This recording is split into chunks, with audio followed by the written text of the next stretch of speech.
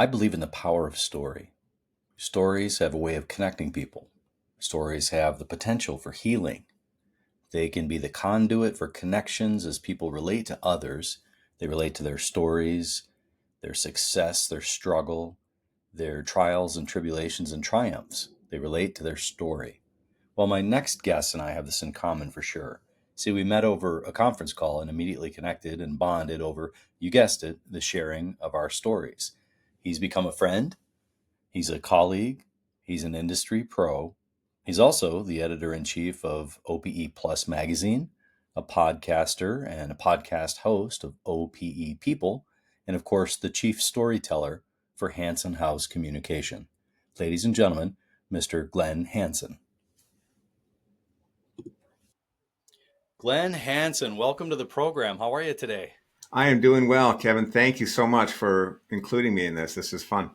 Absolutely. What a treat it is. So we got to meet not that long ago, and in my opinion, we just kind of hit it off right away and struck up immediate sort of a bond or a connection. And I'm thrilled to have you on the program and be able to pick your brain and get to know you a little bit. So you down for that today? I am. This is great. I keep saying this industry, this outdoor power equipment industry, has introduced me to amazing people, and you are near the top of that list. So thank you. I'm close to the top of a few lists, but I don't know if they're on the best list to be on or not. So I'm glad. I trust that yours is a good list. So thanks for that. Well, you referenced being kind of a newcomer, a newbie to this space. How long have you been a part of OPE, the outdoor power equipment industry, and what brought you here? Yeah, I've just been in this power equipment thing for like a year and a half. I spent most of my time in the motorcycle industry.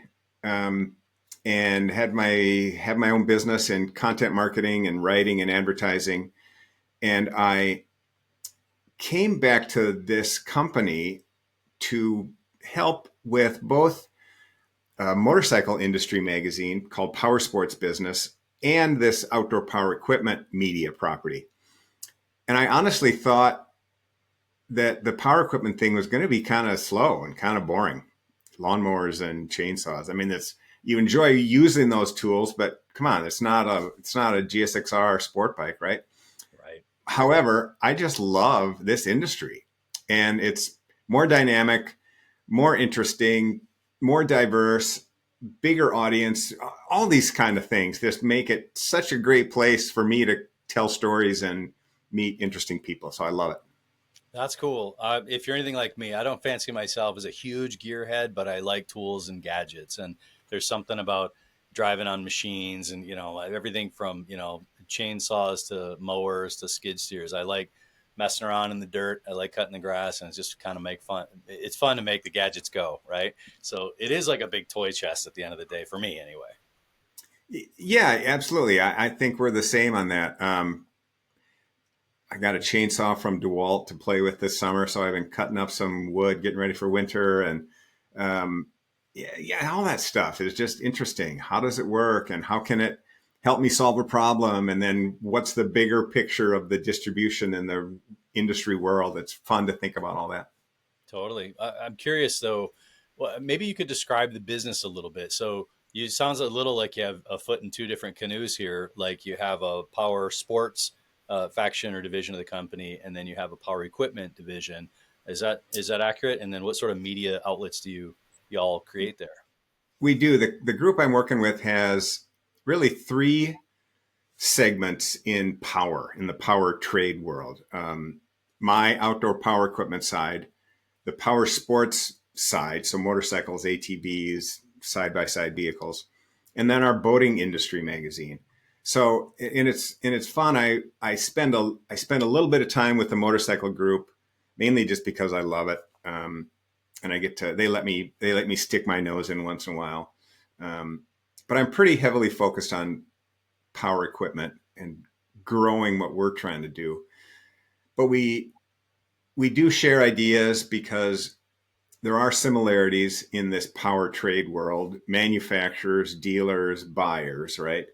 It's not that different of a group. They all face the same retail, struggles, if you will, these days with the changing retail world. Hiring people is difficult for a lot of these companies. Distribution, all that stuff, right? So there are similarities in all these groups, but we have our own issues, and we have our specific stories to tell. So we most of the time we're in our silos, but we do come together, help each other. I'm very curious about that because you have the unique vantage point of spending so many years in power, let's call it recreation equipment or sports equipment, and now over to equipment side is what I mean to say, power equipment. What are I know this is relatively new to you, but you're digging in deep and you're talking to a lot of people. What are the similarities and what are the differences, or what are the a couple of things that come to mind right off? When I started in this outdoor power equipment business world, I really thought there were more similarities between power sports and power equipment.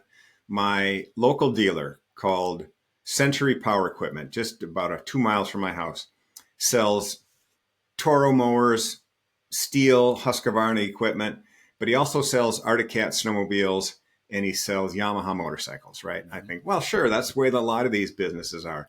But that's really more rare than it's less of the norm in most of the world, right? These power equipment dealers are pretty focused on power equipment and not power sports. They might sell side by sides. That's fairly common, but that's even a utilitarian work tool, right? The the differences are vast, and again, that gets back to why I love power equipment so much. It's full of futurists advancing battery technology and robotics.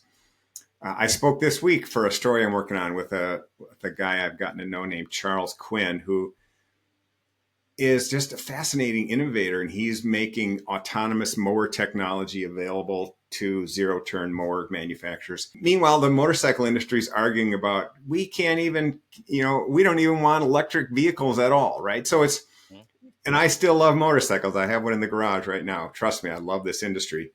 But man, what power equipment is doing is really leading the world in a lot of ways, and it's fun to be a part of it. I've noticed the same. A lot of companies getting into hybrids or electric, straight out electric, and the movement towards those product types. It's been talked about for a lot of years. I've been in the industry since in late '90s, and I've seen a lot. I've seen the propane wave kind of come through, and electric has kind of been in and out for a while, and robotics have been around for a while. But there seems to be a hold. There's a grip on it now that's different from in the past. And I know for myself, I get tired of messing around with gasoline and stabilization products and fuel stabilizers and all this business and dealing with carburetors every spring and all that. And I'm not down on the product type. I just know it's a reality of aspirated vehicles as opposed to electric. I'm moving my own personal fleet, which is, small stuff, but I'm moving to electric myself. Right. I don't want the hassle of it anymore. And I really applaud the groups who are on the cutting edge of that and driving it. It's going to lift the entire industry. I'm confident of that. Yes, are you seeing a absolutely. lot? Are you talking to a lot of people about electrification and battery powered? Yes, and I've been a student of the battery thing for years as a homeowner, handyman, hack, carpenter, and woodworker. I've got all kinds of battery tools in my garage. And I've written about batteries, tools. I've taken battery packs apart and studied, is this an 18650 cell? Is this a 21700 cell? What's this thing with tabless batteries? And, I got an inside with a guy from Steel who was giving me more information than he maybe should have. I'm fascinated by the battery side of it. From a technology standpoint, from a usability standpoint, and from a kind of marketing and communication standpoint, right? Companies they're talking about their sustainability goals, and Home Depot, the number one power equipment retailer, has huge goals for selling battery powered equipment. Yeah. Yes, you talk to Echo and you talk to Steel, and they still say, but we're dual fuel sources. We want everybody to have the right products. And they do, and they need to say that. But it's pretty clear that it's batteries moving forward. Yeah. Now, yes, we're going to have gas for a long time, but, it's batteries. Batteries in the long play. It totally makes sense to me. Yep. You mentioned futurists, and I want to tell you a quick story that we've seen on our side. So, one of the things my company does is we invest in we call it the future of buying study or survey, and we'll actually take client lists from a company and we'll go research and survey those people with the goal of trying to figure out what was the buyer expectation, what was the consumer journey going, what did they want, what did they expect, and what did they get? And we try to reconcile those, and we'll ask thousands of people these questions. And there's this huge movement towards understanding and trying to meeting the browser where they're at in real time. So if they're trying to configure a machine on a website, or they want to calculate a payment, or they want to calculate whatever a trade-in value should be, whatever they expect to do online, we're trying to provide that for them, right? Because we often know there's like a mismatch, especially since COVID. They expected to do more online, and we weren't always ready for them online. Like, we didn't actually know it was coming, right? And then when it happened, we scrambled and we interacted differently with our clients, but we didn't necessarily always catch up on the web front, right? So websites and tools and gadgets and things like that didn't quite happen as fast. Now it's happening more, and my company, us from outdoor rec, we're pretty prolific there. Not as much in outdoor power, right? So I'm kind of curious, as you like sort of squint your eyes and blur your vision and look back from 50 yards, is that happening? Like, do you hear brands talking about engaging the customer earlier? Is there any dialogue Yeah. about like trying to own that customer journey sooner? And what's your take on that? Yeah, it's fascinating. I wrote a feature about, kind of the e-commerce future, I don't know, a few months ago. Talked to a lot of companies for that. The hardest part about this industry is when I want to do a story and have to talk to a lot of manufacturers. On the motorcycle side, I could call 4 companies, right? Yeah. I got to talk to 20 different manufacturers, 30 different manufacturers now. So I have to really kind of gauge my time there. But especially on the e-commerce side, they're all doing something a bit differently. Or you could say they're at different stages of their implementation of an e-commerce journey for their products and with their dealers. Steel is kind of considered a leader in this, and they've got a pretty robust e-commerce platform for their dealers. Some are less there or slower to it. The difficulty, I was reminded of this, and I'm often reminded when I talk to a dealer, I'm often reminded of the reality or the ground level combat, if you will, that they face. I talked to a tractor dealer, kind of north central Wisconsin, who I think has 4 or 5 locations around the area. And they're like, yeah, we really want to be e-commerce friendly, and we're doing as much as we can. But all these companies have different platforms and different ways for us to interact. It makes it really hard. And even them being a 5-store business, that's, a lot of OPE dealers they have one location. They can't possibly create their own e-commerce thing. A 5-store business can't even, right? You'd have to get into some of the really big ones for them to be able to create their own e-commerce platform. It's really hard just thinking about the back end, the admin kind of technology for these companies, for these retailers, to deal with everything from Steel to Echo to John Deere to Coyote, Kubota, you name it. There's a lot of variability, and it makes it hard. I couldn't agree more. The last decade or so of my career has been spent largely on the back end, putting websites and customer journeys together for OEMs. And I can tell you that communicating a promotion or a program out to dealers can be super challenging. Yeah. Why is this important to me as a dealer? Why do I invest my money?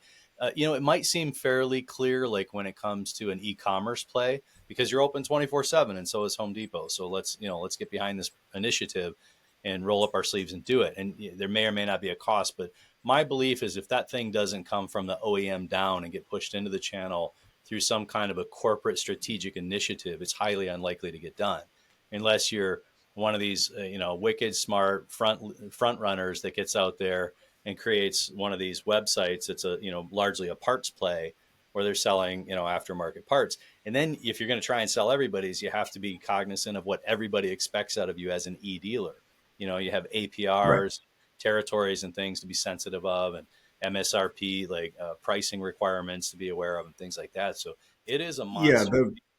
The the dealers who listen to the manufacturers, or the manufacturers who are communicating to their dealers on the ground about, hey, we have high search activity in your area for a particular type of string trimmer. Mm-hmm. You should make sure that you have a lot of those in inventory, right? Yeah. Or and that's the kind of thing that kind of messaging I think is slow to get to dealers for some reason. I'm not sure why, but that needs to be top of the list for any of these manufacturers. People are searching for this price point of a zero turn mower. How is your inventory on that? How are your orders on that? Right? Yeah. Well, back when I was with the Toro company in the early 2000s, we were becoming a lean company. And I don't remember the exact timeline, but pretty long time ago. And back then there was talk of, pull triggers and things where, if a retail happened and that would inform a dealer through a POS system, which could potentially inform a distributor and eventually the OEM. And then we're manufacturing something to fill the hole of the one that was retail, which was all Yeah. probably really great until COVID, when supply chain kind of messed everybody up. I'm not saying Toro or specifically or anybody, but pull triggers and lean inventories made things a lot harder when there wasn't a lot of inventory hanging around. So one of the Yeah. things that I'm noticing now is online inventory, like the promotion of what is available. Like that's commonplace in the boat and the motorcycle industry, right? If you want to drive and see a GTX or whatever the new Sea-Doo is, like, it's in inventory before you drive across town. And if it's not at the one you're going to go to, you'll drive to the other one because they're showcasing their inventory, right? Right. I don't see that I don't see that as prolific in outdoor power. Are you hearing about that or seeing it? There is a problem. There is a problem with that for whole goods and obviously for parts. The dealers who have just a rudimentary e-commerce platform, or at least an active web presence, and they don't have their inventory on there, or they just say call for price kind of thing, and people aren't going to call. Who calls anymore? Who calls? I don't know. Yeah. I don't know. I had to call a motorcycle dealer this morning, and they were slow to answer just because I don't think they're used to answering the phone. I don't know. It's so that call for price thing, or call us for a quote. I don't know. That's a struggle. I think the dealers have to really start to move away from that. But So that's interesting because that's one of, like, in our future of buying study, the last one we did for the RV industry, which, by the way, I'll share the link afterwards in the podcast and all, but it shows exactly that on the continuum of when do I expect to be introduced to that information, it's way earlier than showing up on the showroom floor, staring face to face with a sales rep. Or maybe at one time it was calling, at one time it was you yeah, show up on the showroom floor, and then it was call ahead. And now it's like, I want to be able to research us online. I want yeah, at least a budget number before I drive yep, over. I want to know you have it. And I want to do as much research as I can, so I don't sound like a fool when I'm standing there talking to an expert about his or her business. I want to know pretty much what I want. Then I'm going to go give it a sanity check and then maybe do the deal in the store, right? right. Unless it's Yep. something small I can have shipped to me. But that's kind of what they want. At least that's what our experience shows. So what you And the are, car, right? I mean, the automotive market is way yeah, ahead of us on that, and you can do almost the whole purchase. You probably can do the whole car purchase online, and then just go get the keys. totally. I'm shocked at how many Carvana license plates I see as I drive the Yeah, interstate, especially out in yeah, Vegas where we live now. Carvana's got this like Pez dispenser looking building where, the car apparently spits out the bottom. I don't actually know how it works, but a friend of mine did that recently and shared the yeah, video with me. It's like weird. Yeah. yeah, it's pretty Yep. wild. So I guess you Yep. can in fact do it all online if you want to, but I Yep. know we're not there yet, holistically, but I do feel that it is happening, and I see the early signs. I see the battery development, which is exciting. I see the movement, albeit somewhat slow, in terms of like online interactivity, which I'm very appreciative of. What I do think we need is that connection between the OEM and the dealers, like the OEM pushing that Yes. information to the dealers to help the dealers understand of all the balls I have in the air, which ones should I really be focused on? And I think that'll Yep. make a big difference. Yep. You have another unique vantage point in that your subscribership for some of your products is both contractor and dealer, right? You've got both Yes. following the bouncing ball. So I'm curious. First thing I need to ask is like, when you create your content at the root, you're a content creator, right? Like you're thinking of both factions at both times and trying to develop some interesting thoughts for both, I assume. A lot of the times, yes. Sometimes that doesn't work, but a lot of times, I mean, if I'm writing a story about how to optimize your service shop, I'm focused on dealers. But, or it might go the other way, financing product purchases for a small business. So that's a landscaper story. But I saw when I started here and started getting out and talking to manufacturers, talking to dealers, or going to events, that the dealer and the landscaper were, and I use the term landscaper to encompass a lot of people, arborists and small construction shops or whatever it might be. There's a real coming together, and the manufacturers are talking to both of these groups at the same time, and also to just consumers, homeowners, you and me, right? Yep. So I was like, well, the industry is this broader thing than just, it's not just manufacturers and dealers. It's manufacturers working with pro users, whether it's on a fleet or a sports turf group or you name it. And they all need to go to the dealer in the end. There's this interesting triangle that I'm trying to connect as much as I can. And even include Home Depot and Lowe's in there. They're kind of off to the side, but they're massive, and they both have pretty active efforts to attract more pro users. So this market is very diverse that way, and it's big, and that's what keeps it interesting to me, is how can I help? I just want to tell business stories about power equipment. How can I do that? And there's a lot of need out there, so I'm trying to fulfill a need to all these groups. I like where you're going with that. I'm envisioning this triangle of, OEM, distribution, and user, and almost seeing like a Venn diagram, Yep. of overlapping circles, and where you need to kind of live in the middle and just absorb all of that to tell really meaningful and impactful stories. I really like that. I wonder over time how much that'll shift, like if you have to absorb more of one than the other. But I think, being kind of smack in the middle of the three makes a ton of sense for really clever and creative content for you. I like that a lot. That's actually kind of where I hope to live too. In this Channel Chatter podcast, it's for channel pros. So I expect both sales and marketing sides of the shop are going to be here. And, they're going to want to hear and talk about tips, tricks, and tools to, for the betterment of their own profession.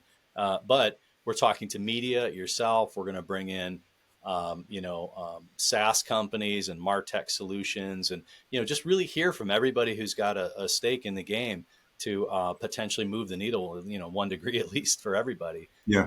Right. What's the goal for your business? If you had to summarize your business down to an elevator pitch, what's the goal for the company? Gosh, I guess it's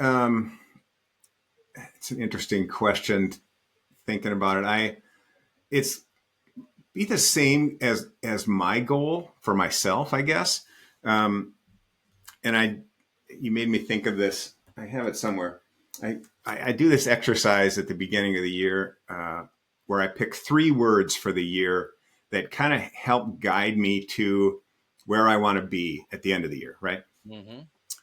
And I've done this for about 5 years now, and it's fun. And I don't have it like tattooed on my arm or anything, but I think about it weekly or monthly at least. And am I going in the right direction? Is this where because I spend some time thinking about this.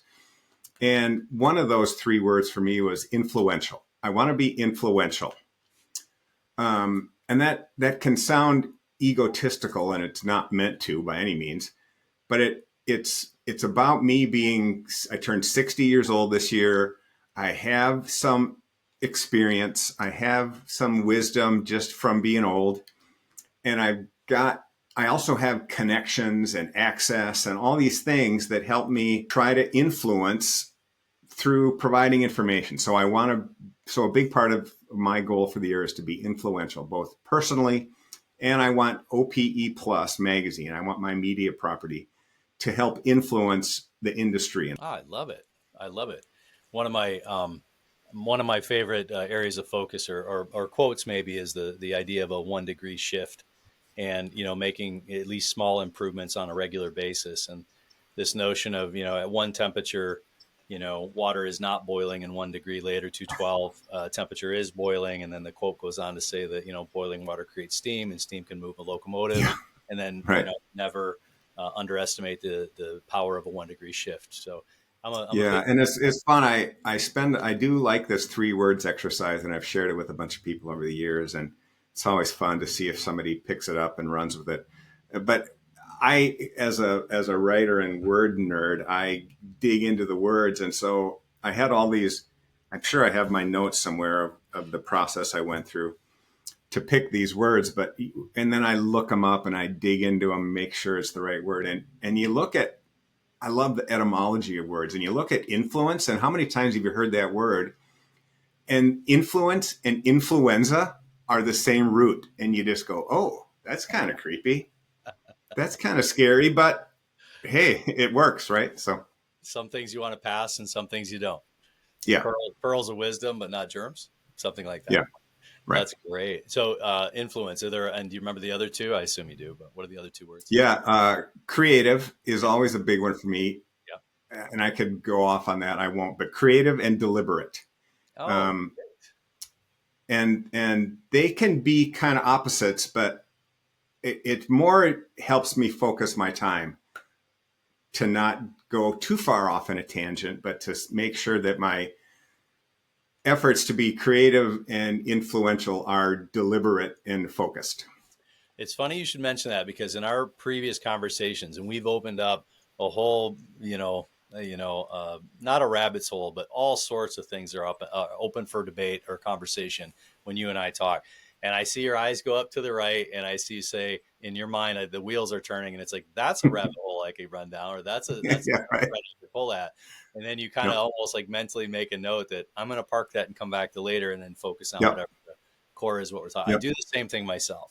I'm scribbling notes down all the time because I don't want to forget it. It's good stuff, right? Right.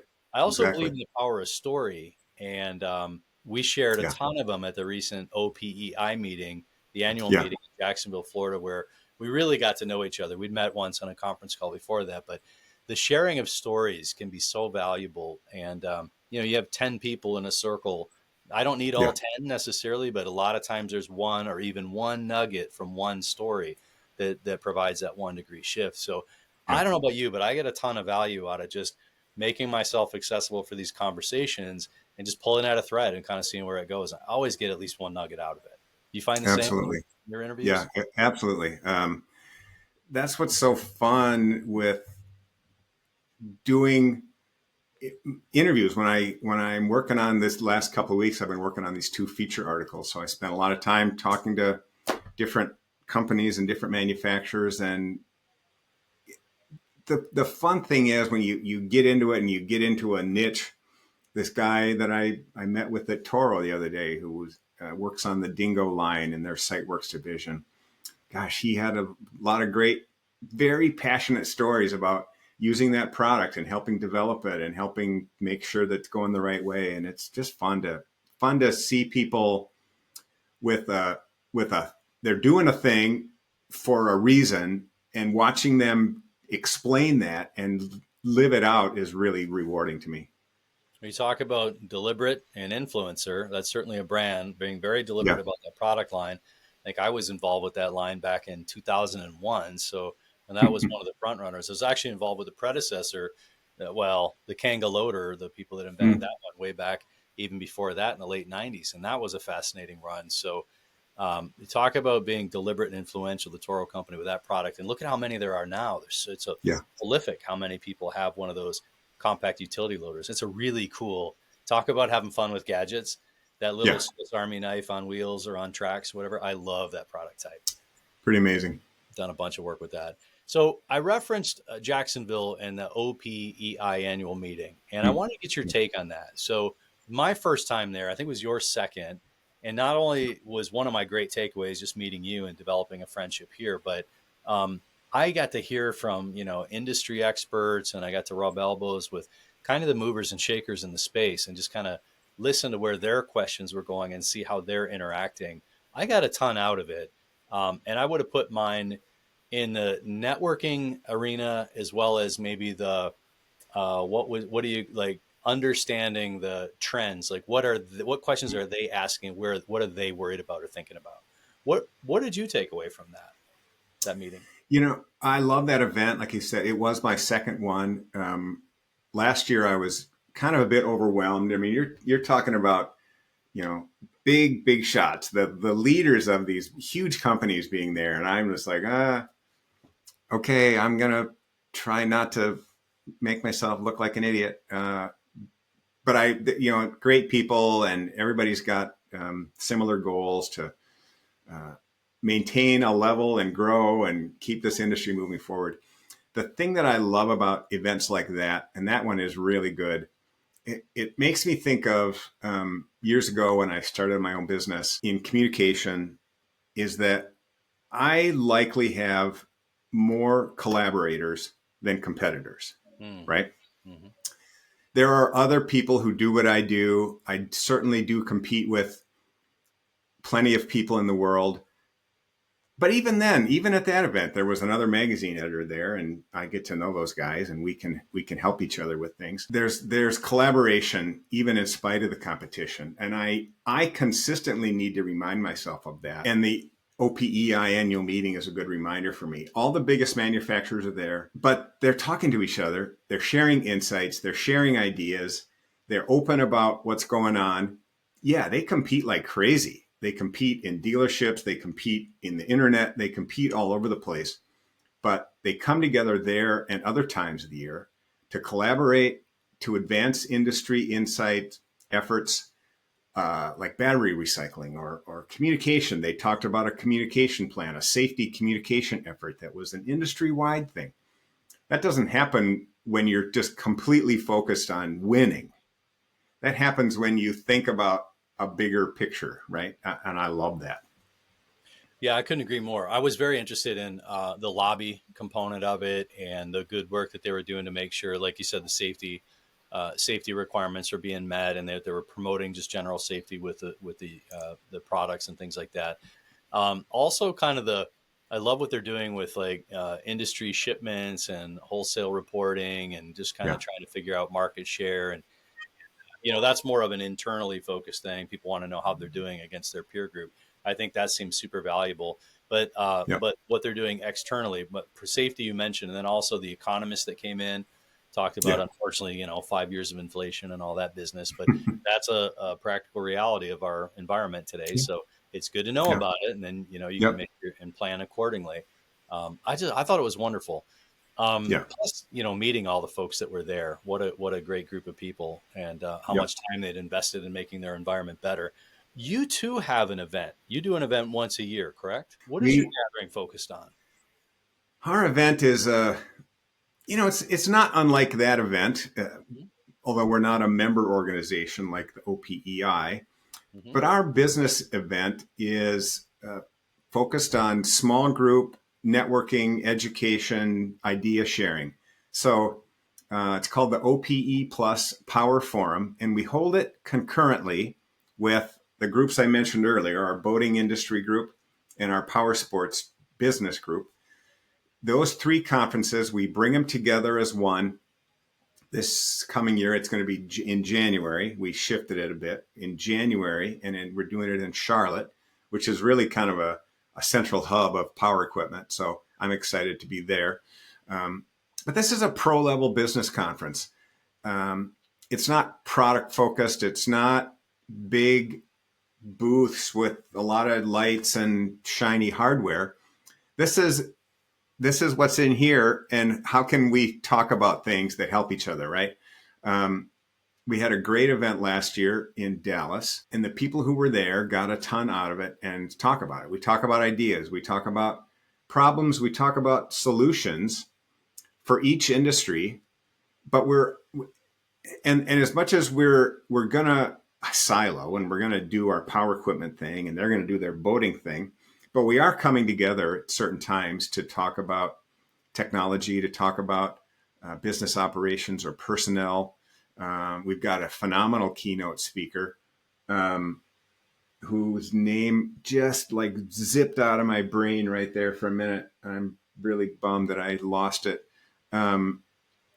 Shoot, I'll find that and somehow transmit it. But it'll come back. Yeah, it'll come back. It's going to be a really good event. I'm really excited. I'm excited to be in Charlotte. We're going to do a happy hour kind of thing, a big party at the NASCAR, I think, Hall of Fame, or a NASCAR event right there by the hotel. So it's going to be fun. Yeah, I think there's a museum right downtown that's pretty cool. Yeah. It's probably going to be there. I love Charlotte. Charlotte's a great town. I've been there. Yeah. So this is my takeaway from like working with different OEMs over the years. Those that had a like dealer advisory council or some kind of dealer advisory group or committee, whatever your acronym is, I found that very, very valuable. And like in a roundtable format where you pose a question to the group and you get these kind of high flying dealers really noodling on, what moves the needle or what are the big problems that aren't being addressed. I love hearing from them because it's like the cutting edge of where the rubber hits the road. You guys fit roundtables into that event or?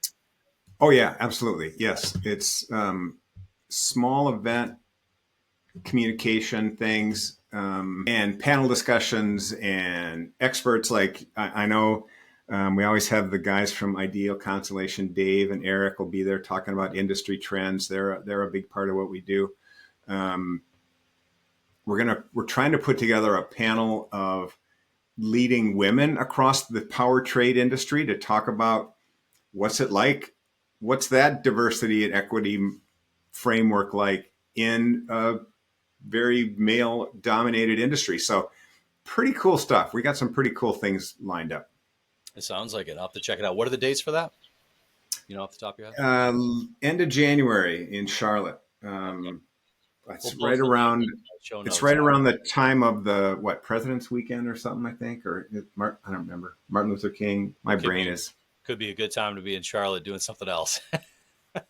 Yeah, and I remembered the keynote guy's name is Jay Samit, Samit. And Jay has been I heard Jay speak years ago, and he wrote a book about disruption, about thinking differently. And he's, been a leader in technology and artificial intelligence and business consulting. And I'm really excited. We pulled some strings somehow to get this guy to be a keynote speaker. So that's great. I'd love to be, love to be in attendance there. That sounds really great. So yeah. I have a question for you. I want to go back to the relationship between OEM and dealer and then dealer to contractor, because you get to see kind of behind the curtain on all this stuff. Because you're going to have a room full of dealers in this environment, what would you tell a room full of dealers that they would benefit from hearing how they can improve the relationship with the OEM? And it can be OEM or dealer. You got two different rooms. You're going to talk to them. You're going to walk in there and say, here's what you got to know about this group. You got any pearls of wisdom for either side of that conversation? This is one of my favorite discussions, and it has been for a long time. And it's the same discussion that we used to have in the motorcycle industry. And I used to work for Suzuki Motorcycles. And I will proudly say that I think we had one of the best relationships with dealers around, if you looked at overall. And I'm going to relate that to a guy who I worked with who now works for Triumph Motorcycles. And his whole focus from day one when I started working for him was our customer is the dealer. The dealer is the number one thing. Whatever we do, we're thinking of the dealer, right? I've continued to study that across industries for a long time. I wrote a feature about it maybe a year ago here, because it's still a fraught relationship. It can be a very difficult relationship. Some do it better than others, but you can stereotype it, and dealers think manufacturers are out of touch, and they think they just sit around in fancy offices. And manufacturers think dealers are kind of pedestrian and they don't get the big picture. They they're too localized, they're too singular, right? Well, while both have nuggets of truth, that's not really the way it is. These are business people, both of them, both groups. And we need to, in the end, it's about communication. I can say everything's about communication, but in the end, it's about communication and respect. And we have to view the other in the right way. If I'm a dealer, I can't look at the manufacturer as my enemy. I have to look at that person, that group, as a relationship opportunity. How can we help each other? It goes the other way. The manufacturer has to look at not just a dealer group or a dealer region, but every singular dealer and say, how can I help that dealer sell more Toro mowers in my home of Stillwater, Minnesota? Because if they grow, I grow. And you can't look at it as the other. You got to look at it as a relationship. This is a potential to be a growing and improving and mutually beneficial relationship. That's what it just always comes back to for me. That seems pretty universal. That makes a lot of sense. Would you have any different nuggets between the contractor and the dealer if you went down the other way on the continuum? No, and that one, you know what? There's connections here to maybe a problem that we have with internet, with social media communication, right? Hang on to that for a second. But the dealer and the landscape contractor see each other, if not every day, but every week, right? They're in there. The landscaper's buying string trimmer line. He's taking his blades in for sharpening, whatever it might be. Yeah. They see each other and they know each other. The manufacturer and the dealer rarely see each other today. Reps don't even go visit that much anymore, depending on the manufacturer. So it now becomes like this keyboard connection, and that's not good. Right. Right? That's not healthy because you don't know somebody. You don't get to know them. You don't see in their eyes. You don't see them working. But I love going to my dealer over here. The guy's so great. And when I walk in there, this is the owner. He'll be out in the parking lot taking pictures with his cell phone of vehicles so he can load them online. And then in the meantime, the guy from the service shop comes back and he's got a question. Now all of a sudden I completely understand what this guy's going through every day. Where if you're just emailing with the manufacturer, you don't see that. You don't see the struggle, or the win. You don't see the sale happening. You don't see the happy customer saying thank you for great service. All those things. And no, we can't be so personal. We can't be everywhere. You can't go visit everybody all the time. But you can ask questions. You can make sure you put yourself in a place where you're receptive to getting to know somebody. Boy, that totally makes sense. I can't say I'm a big McDonald's customer, but back in the day, I remember McDonald's had that day where they would like bring all the executives and have them work on the front line, and you'd see like the Kroc family and people like flipping burgers and stuff. And I'm sure it was a bit of a PR thing, but I'm sure hopefully it was real too. And what an interesting endeavor to maybe get some of the OEM on the front lines and like experience what that retail feels like, and then you get to see contractor and dealer, and maybe some brands are doing it. I'd love to hear about those stories if that's happening. So I'm putting everybody on notice. If you have that story, please bring it to me because I'd like to see more of that. I think it's I'll tell one story. I got to go to the Coyote tractor dealer meeting last summer, and I'm a realist, skeptic, leaning towards cynical, right? So I put on my journalist hat when I go to an event like that, and I try to be the tough guy, hardcore question asker. And I'm more likely to doubt you than to believe you up front, right? That's just a journalistic old training thing. It's not always healthy, but whatever. I work around it. And I kept hearing the story about Coyote saying they listen to their dealers. They listen to their dealers. And I was like, yeah, that sounds like a line, right? But I kept talking to dealers, and I'll do it as nonchalantly as I can. And dealers told me the same thing. I even, on my flight home, I was really tired and I didn't want to talk to anybody, but I happened to sit next to two dealers who were flying home as well. And they told me the exact same thing. So I just knew over a several day business meeting that this was unscripted, this was real, and that they really had a good relationship. And I was really happy to see that come through. Wow, I love that. So the tell me and show me dynamic playing out in real time. Tell me and show me. Yep. I think most of Yep. us, you hear something, and a lot of times, it's under, in this world of marketing and fast paced everything, Yep. it's not hard to be cynical or dubious about a message, Yep. especially when the world is always messaging something, what's the talking Right. And so what's the reality, not just the talking point? When you reconcile it where the rubber hits the road and the actions are being taken, that's a wonderful story. So bully for Coyote for pulling that off. It sounds like you're doing great things. I'm going to get to know that better as well. So tell me a little bit about like you, what do you do? How do you balance this work life thing, and what do you do for fun, and what's your downtime look like? Yeah. If you see me looking over this way, I'm looking outside my window often because I'm like, I really wish I was outside. It's a great day. I'd really like to be, whether it's on my bicycle or hiking in the state park near me, or winter's coming up and I do a lot of cross country skiing. I'm just an outside guy. Yeah. And that's a big reason why we moved back to Minnesota a few years ago. We've got space here, the weather, we've got the variety and interesting things to do. I just love outdoor activity, kayaking. My wife and I will go kayaking on a Friday evening, and it's really nice. So. My wife and I used to kayak a lot. We got into paddle boards for a while, love paddle boarding.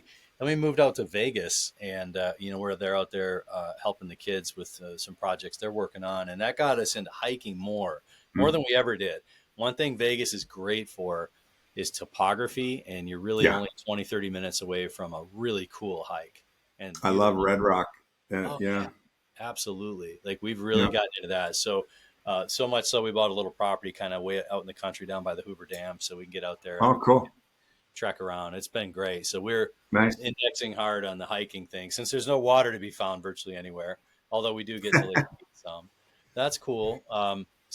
Now I need to know, like, because you have so many different like media outlets that you're involved in, the podcasting and the writing and the interviewing and the events and things like that. Do you have a favorite? Which one bubbles up as your favorite? A few years ago, I would have said the writing part of it because I love the word selection, like my 3 words exercise. I love spending time on that. But as I've gotten into podcasting, it's helped me realize that I really enjoy the interview process because I get to connect with interesting people and it's nice. I'm on the other side now. When you get to ask questions, you have the control and the power and all that, which is kind of fun. Not power, but you set the tone for it and get to control the discussion. I love the interview process and I like the story research. And the nice part about podcasting is I can do that and then it's done. And I don't have to organize all these separate interviews and try to compile them into a sensible story. So I'm into podcasting. It's fun. So I am very much like that. So I used to like to write a lot, and I've written for business, I've written for pleasure, and I'm a poet and I do a little songwriting. And what I realize is that a lot of times I'll write out a big piece, a document, a white paper of some sort, and then this goal of distilling it down to a one pager or to the the sort of the cliff notes of what I'm trying to say is very similar to taking a story and bringing it down to a poem, or a poem bringing it down to a song.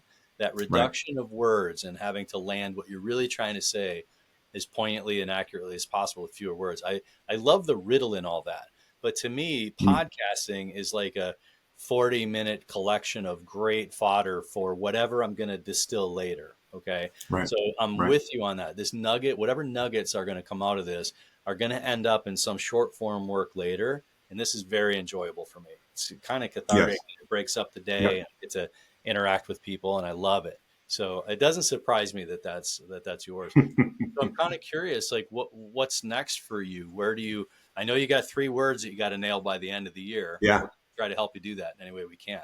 So with that on your trajectory, what else is next for you? You know, I love the storytelling process, from coming up with the idea to crafting it to delivering it.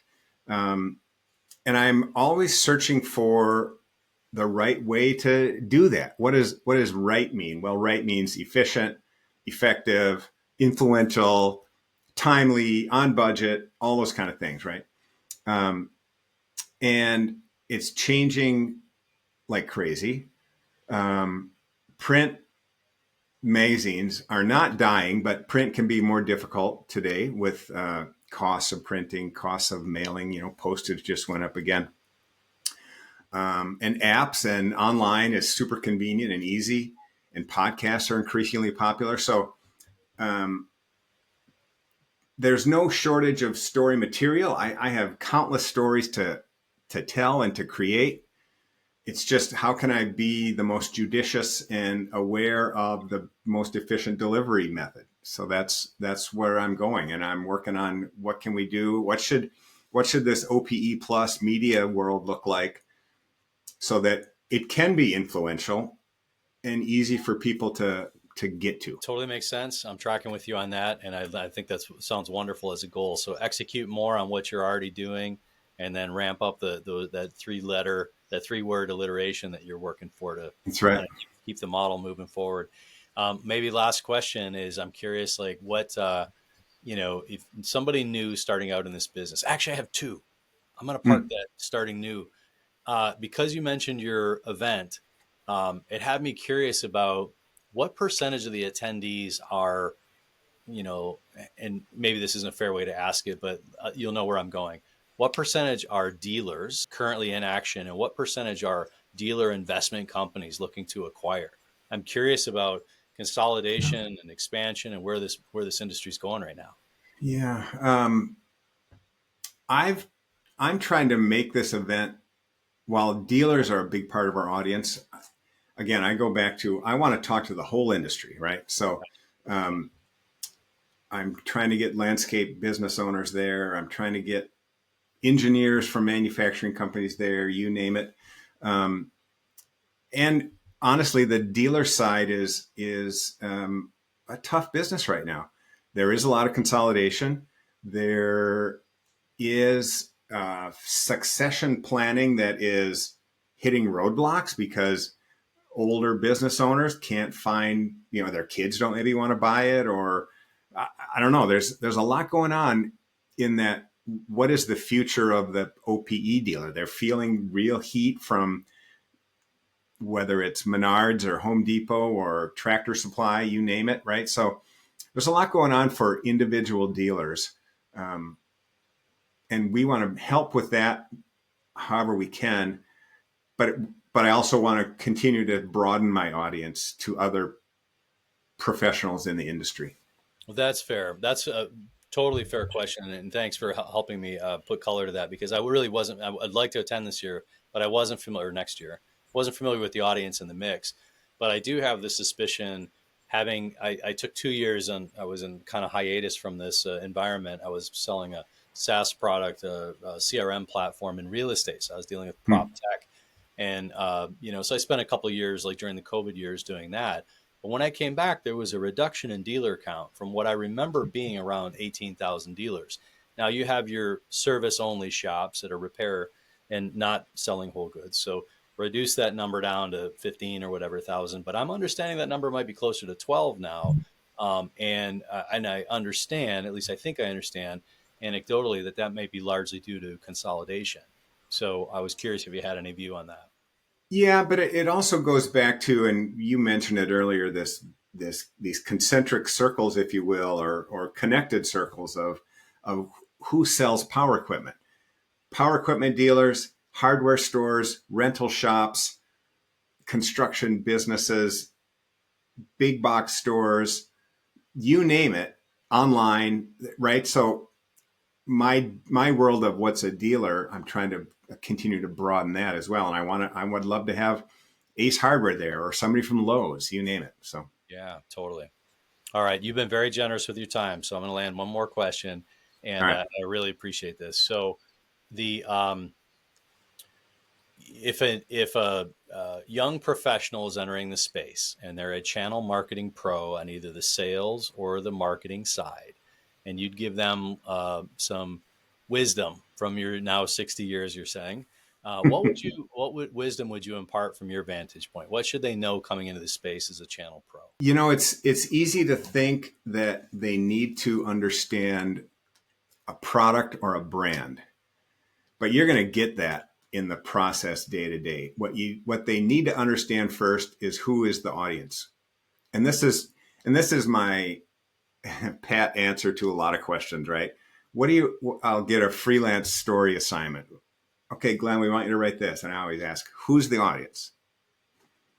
So who's the audience? Who is this product for? If a young person goes to work for Wright Mowers, they'll get all the Ed Wright YouTube videos they can handle to learn about the product and the brand. But they need to understand the problems, the trials, the successes, the world of that landscaper buying them. I've always liked the way Simon Sinek talks about the finding your why and having that Yeah. core belief, that single core belief that Yeah. kind of guides us, sort of becomes your North Star. And I really like the way that you articulated that. I couldn't agree more. You're going to get all the feature and benefit stuff along the way, like understanding people and understanding your why and understanding who your audience is. It totally seems like that's the beacon to follow. I really, That's funny you mentioned Sinek, because I love that book. I love his thoughts on that too. So there's another connection. Yeah, I love it. I'm one of many, many, many. Well, Glenn, I'm sure this won't be the last time we're going to do this. I'm certainly glad Right. we got the first one on the shelf, so to Right. speak. So thank you so much for joining me today. This has been a real treat.